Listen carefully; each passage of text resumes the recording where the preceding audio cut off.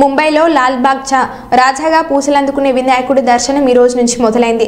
స్వామివారి అవతారాన్ని ఆలయ నిర్వాహకులు ఈ రోజు ఆవిష్కరించారు. దేశ ఆర్థిక రాజధానిలో ప్రముఖుల నుంచి సామాన్యుల వరకు తండోపతండాలుగా వచ్చి ఈ గణపతిని దర్శించుకుంటున్నారు. గణేశుడే లాల్బాగ్ ప్రాంతాన్ని బహుమతిగా ఇచ్చాడన్నది స్థానికుల నమ్మకం. అందుకే ప్రతి ఏటా గణపతి నవరాత్రుల్ని అంగరంగ వైభవంగా నిర్వహిస్తుంటారు.